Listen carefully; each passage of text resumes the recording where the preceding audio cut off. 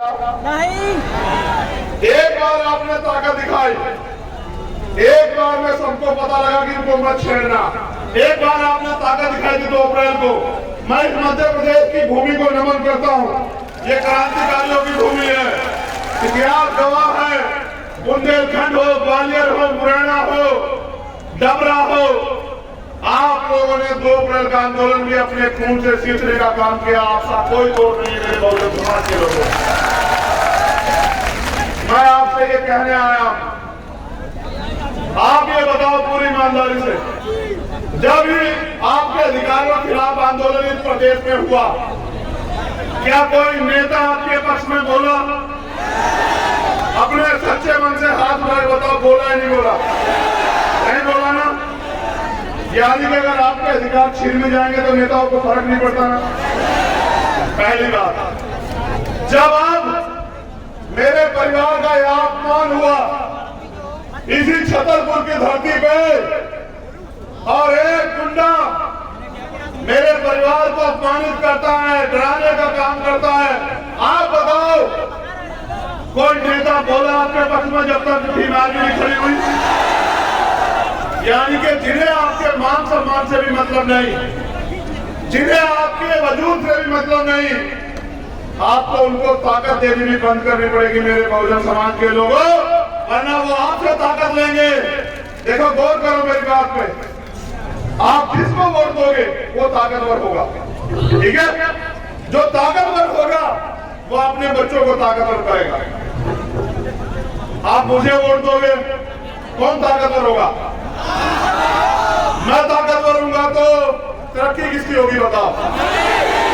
ना मुझे यहाँ से विधायक बनना, ना मुझे यहाँ से एमपी बनना, ना मैं यहाँ मुख्यमंत्री बनना चाहता हूँ। मैं तो आप लोगों को आपके पैरों पे खड़ा करने के लिए यहाँ मध्य प्रदेश में आया। क्या मैं सरकार से आगे हाथ फैला रहा हूँ अपनी किसी मांग के लिए? ना मुझे कोठी चाहिए सरकार से, ना बंगला चाहिए, ना सुरक्षा चाहिए, ना इनका कोई साधन चाहिए, मगर मुझे एक चीज चाहिए। हजारों साल मेरे लोग अपने देश में अन्याय का सामना करते रहे, और मेरे रहबर बाबा साहब अम्बेडकर अपने 4 बच्चों को कुर्बानी देके गए। मान्यवर काशीराम साहब ने अपना पूरा जीवन लगा दिया। ये है प्रिंस। प्रिंस को एक एक करके आगे भेजते जाओ। बहुत बहुत और बैठे रहो। देखो, पता लगाना किसके पर्चे में ज्यादा दम है। प्रिंस के लिए रास्ता बना दो, बहुजन समाज के योद्धाओं रास्ता बनाओ। ये बाबा साहब अम्बेडकर के अनुयायी हैं, इनका मुकाबला कोई नहीं कर सकता है देश दुनिया में, सब लोग जानते हैं। आप लोग बैठ जाओ, प्रिंस को आने दो और प्रिंस को अपनी मां को सौंप दो। आप मेरी बात पर गौर करो, समय कम है। आप आज आए हो, यहां जाना चाहिए था उस गुंडे को जेल, लेकिन सरकार ने जेल नहीं भेजा। जब मैंने घोषणा कर दी, पहले मैंने भाई सुनील बैरेसिया जी को भेजा, रानी प्रजापति जी को। मैंने इनसे कहा भाई जाओ, ओबीसी महासभा के लोगों से कहा भाई जाओ और जाके देखो कि क्या है सही मामला। प्रिंस को भेजो, जल्दी अंदर भेजो, भेजो भेजो, बहुत अच्छे, ऊपर भेज लो, यहाँ से ऊपर ले लो। अब आप बैठ जाओ भाई, बैठ जाओ, समय कम है मेरे पास। उनकी मां को सौंप लो। बात हो जाओ, 20 मिनट और हिम्मत रखो, तुम्हारी हिम्मत जवाब तो नहीं दे रही है। तो उसे पाखंडी को जाना चाहिए था जेल। उसका दिमाग खराब हो गया था, उसे लगा कि सुन लो पहले कि हम ही सबसे बड़े ताकतवर हैं। उसे लगना भी चाहिए, गलतफहमी किसी को भी हो सकती है। हमारे यहाँ तो कहते हैं कुत्ता पालो, बिल्ली पालो, बकरी पालो, लेकिन गलतफहमी मत पालो।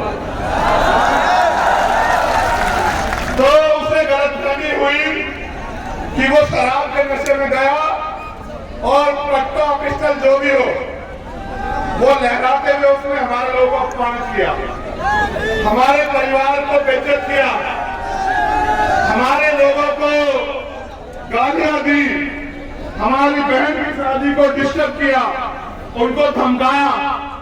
हमारे लोगों ने आगे बढ़ के जब मुकाबला किया तो मुकदमा दर्ज हुआ। जब मैंने घोषणा की कि हम आ रहे हैं 17 तारीख में, सरकार सुन ले, इन्हें लगा, यहाँ के एसपी भी है, भैया मेरी बात को याद रखना, एसपी महोदय,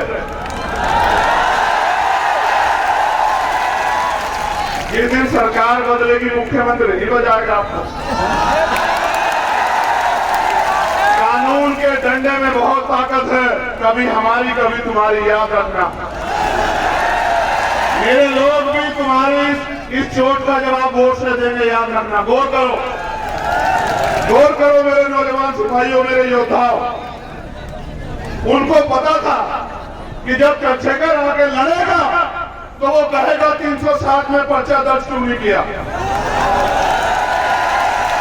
मैं वकील हूं, वो पूछेगा कि दफा 25 का मुकदमा क्यों नहीं लेगा, लगाया हुआ वेदस्ता लेके घूम रहा था।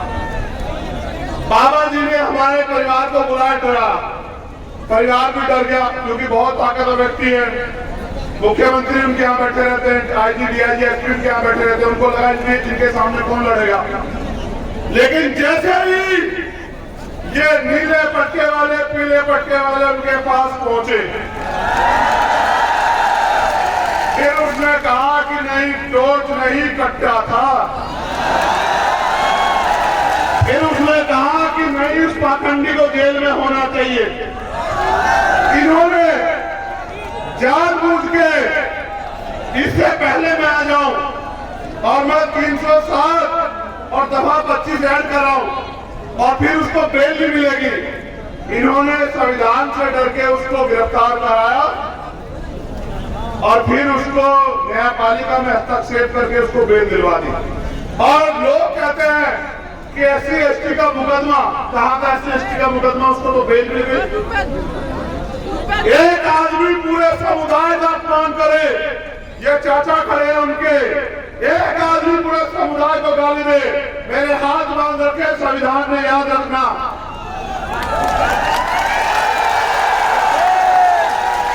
अगर संविधान को न मानता तो तुम्हें बताता कि अपमान कैसे किया जाता है, याद रखना मेरी बात को।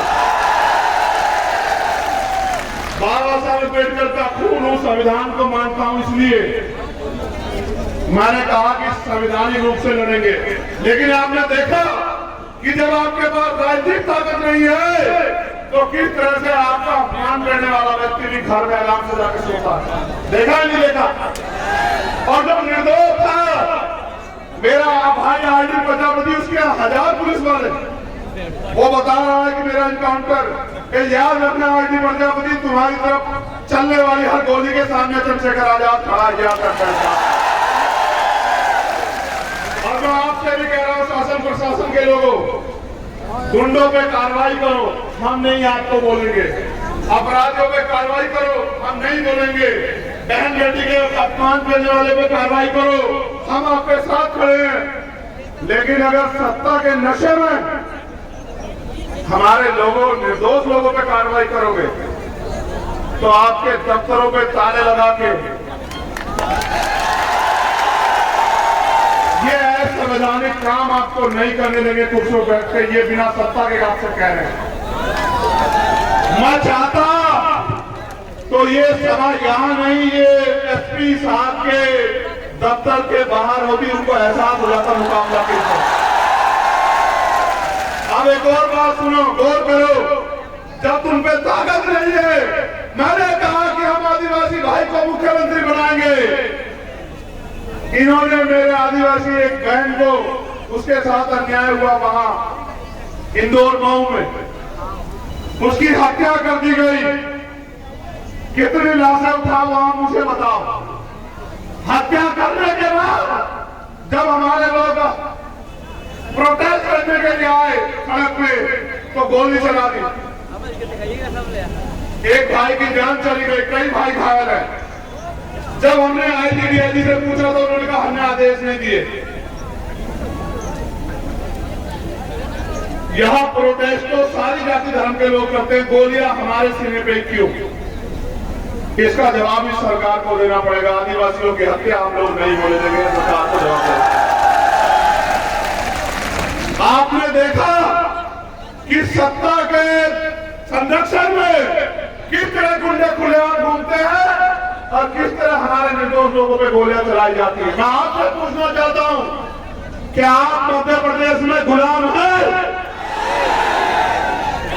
अगर आप गुलाम नहीं हो तो जो गुलामी की बेटियां आपके पैरों में डालने का काम किया जा रहा है, उनको काटने के लिए तैयार हो जाओ मेरे नौजवान साथी। क्या आप नहीं चाहते कि यहाँ हम लोग स्वाभिमान सम्मान से जिए मध्य प्रदेश में? क्या आप लोग नहीं चाहते कि किसी बहन का अपमान ना हो? बताओ, चाहते नहीं चाहते हो? क्या आप नहीं चाहते आपको रोजगार मिले? क्या आप नहीं चाहते महंगाई खत्म हो? क्या आप नहीं चाहते कि आपको पक्के मकान मिले? क्या आप नहीं चाहते कि आपको जमीन मिले? कौन दे सकता है ये तो आपको बताओ। वोट उनको दोगे, मैं कहां से दे दूंगा? देखो, जब एक गरीब का बेटा अपने लोगों की लड़ाई लड़ने के लिए खड़ा होता है तो बहुत लोगों को तकलीफ होती है। ये आपके बीच का प्राइमरी स्कूल के हेडमास्टर का बेटा आपकी ताकत से, आपने इतनी ताकत दी, आपने सम्मान दिया कि आज इनकी आंखों में चुभने लगा है। मैंने कभी आपको निराश नहीं किया, आप जानते हो नहीं जानते इस बात को। मैं पहले कभी आपके बीच ये भी कहने नहीं आया कि मुझे वोट दो, लेकिन आज मैं आपसे कहना चाहता हूं कि मैं इस लड़ाई को जीतना चाहता हूं मेरे लोगों। आप बताओ, क्या आपको आपके खून पे भरोसा नहीं है? क्या आप नहीं चाहते कि अब आपको स्वाभिमान सम्मान का जीवन मिलना चाहिए? आप नहीं चाहते SC ST OBC के कर्मचारियों को प्रमोशन और रिजर्वेशन मिलना चाहिए? आप नहीं चाहते कि बैकलॉग भर के आपको नौकरी मिलनी चाहिए? क्या आप नहीं चाहते सरकारी ठेकों में आपको लाइसेंस, सरकारी ठेकों में आपको आरक्षण मिलकर आपको अवसर मिलने चाहिए? इसका एकमात्र रास्ता है जो मान्यवर काशीराम साहब ने दिखाया कि आपको बहुजन समाज में भाईचारा पैदा करके, जैसे मैंने इनसे कहा, आपको एक तो अपना दिल बड़ा करना पड़ेगा। जाति हमारे महापुरुषों ने तो नहीं बनाई, जाति हमें बांटने के लिए बनाई गई। हम इस बात को जानते हैं, मानते हैं। तो हमें दलित पिछड़े जो 6,743 जातियों बने हुए हैं, आदिवासी और धार्मिक अल्पसंख्यक, उनके हाथ पकड़ने पड़ेंगे। और ये हमारी एकता को रोकने के लिए हमें लड़ाने का काम करेंगे, घटनाएं कराएंगे। ये मेरी ताकत को कम करने के लिए, आपके भविष्य को कमजोर करने के लिए लड़ाने का काम करोगे। मैं आपसे पूछना चाहता हूं, मेरे कौम के लोगों, आपस में लड़ोगे तो नहीं? दोनों हाथ उठा के बताओ, एक से नहीं मांगूंगा। लड़ोगे तो नहीं आपस में? चलो एक बार और बैठो। अगर इन OBC वर्ग के मेरे भाइयों पे आंच आएगी तो उनका साथ दोगे? अगर मुस्लिम भाइयों पे आंच आएगी उनका साथ दोगे? अगर जैन, सिख, बौद्ध, ईसाई पे आंच आएगी, पारसी पे उसका साथ दोगे? अगर देश की किसी भी महिला पे, किसी भी जाति धर्म की हो, अन्याय होगा, उसकी लड़ाई लड़ोगे? ये तुम्हें मानवता है, तुम्हें मानवता है। तुम सबका सम्मान करते हो, लेकिन याद करो, हाथरस में जब हमारी बहन को जलाया गया, जिनकी सरकार यहाँ है उनकी सरकार वहां थी, और फिर उसमें न्याय के लिए इन्होंने किस तरह का हस्तक्षेप किया आपने देखा? क्या आप उन्हें माफ कर दोगे? क्या आप इनको आजादी दोगे कि अगले 5 साल ये मेरे लोगों की खून से होली खेले? क्या आप इनको आजादी दोगे कि मेरी माँ बहनों को बेइज्जत करे, उनका शोषण करे, उनको मारने की आजादी दोगे? अगर आजादी नहीं दोगे तो आजादी लेने का काम करो मेरे लोगों। आपको आजादी इस मुल्क में तभी मिलेगी जब इस देश की, इस प्रदेश की राज सत्ता आपके हाथ में आएगी। वोट आपका है तो राज किसका होना चाहिए बताओ? जब वोट आपका है तो राज किसका होना चाहिए बताओ? राज आएगा, सोचो आपका राज आएगा तो यहां अगर सभा होगी तो कुर्सियां लगी होंगी या जमीन पे बैठना पड़ेगा, बताओ। देखो मैं धन्यवाद देता हूं यहाँ के एक कार्यकर्ता का, दोनों हाथ जोड़ के धन्यवाद देता हूं। आपने अपने पैसे का सही प्रयोग करके इस सभा को सफल बनाया। आपने जवाब दिया उनको जो ये कहते हैं कि एक गरीब का बेटा आगे नहीं बढ़ सकता, उनको जवाब दिया। आप मोटरसाइकिल पे आए, पैदल आए, मैं जानता हूं, मैंने देखा भूखे पेट आए, मैंने देखा भूखे पेट आए, मैंने देखा। आप इस जगह कम पड़ी है, आप अपने पैर पे खड़े हो। मेरे खून का एक कतरा आपके सम्मान में हमेशा जारी रहेगा, इस बात को आप याद रखना। एक कहावत है पंजाब में, सुनोगे? सुनाओ। कहावत है, मन पक्के दूध दा कीपा, मन पक्के दूध दा कीपा, अगर कटड़े नू चुंगन नहीं मिलिया। इसको हिंदी में समझ लो, उस वोट का क्या फायदा, पहले उसको समझा दो। मन पक्कन दूध यानी के इतने सारे दूध का क्या मतलब, क्या फायदा अगर कचड़े को, भैंस के बच्चे को चुगने को ना मिले, उसका पेट ना भरे। इस आपकी वोट का क्या फायदा होगा अगर आपकी सरकार, आपकी सत्ता में आया, बताओ। वोट आपकी सरकार की ये नहीं चलने दो मेरे लोगों को, आपकी बदन से खाल खींच लेंगे। वो ये क्या करेंगे बताओ? वो कल आएंगे आपके मकानों पे कागज लेके कि खाली करो, खाली करो, ये जमीन सरकार की है, बुलडोजर चलेगा। उनका बुलडोजर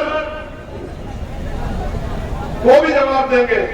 लेकिन आपका मौका आ गया, आप यहां आए हो तो यहां से प्रण लेके जाना मेरे साथियों कि इस बार किसी भी कीमत पे हम अपने भाईचारे को टूटने नहीं देंगे और अपने भाई को यहां से छतरपुर की धरती से ताकत देके भेजोगे। ये वादा करना पड़ेगा। क्या तो मुझे कहो कि कोई और परीक्षा बाकी है चंद्रशेखर आजाद, वो परीक्षा दो। क्या तो मुझसे परीक्षा लो या फिर मेरा साथ दो। मेरा साथ दोगे तो आजादी मिलेगी, अवसर मिलेंगे, स्वाभिमान सम्मान का जीवन मिलेगा, मालिक बनोगे। और मेरा साथ नहीं दोगे तो रोज अखबार पढ़ोगे तो यही मिलेगा, रोज खून के आंसू रहोगे।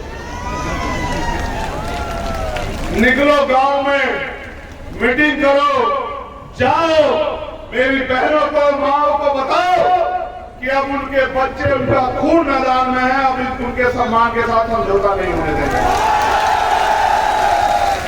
आपको आज नहीं तो कल फैसला लेना कि आप यहाँ गुलामों की तरह जियोगे या मालिक की तरह जियोगे, फैसला आपको लेना।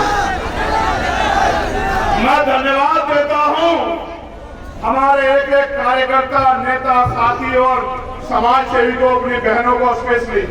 देखो बहनों को एक बार नहीं कहना पड़ा ना कि बैठ जाओ, ये है मातृशक्ति का बल, उसका धैर्य, उसका समर्पण। इन मातृशक्ति को आपको जाके समझाना पड़ेगा कि अंधविश्वास, पाखंडवाद से बाहर निकल के बाबा साहब अम्बेडकर की मूवमेंट की तरफ चलो, पूरे साहू की मूवमेंट की तरफ चलो। अगर बनना है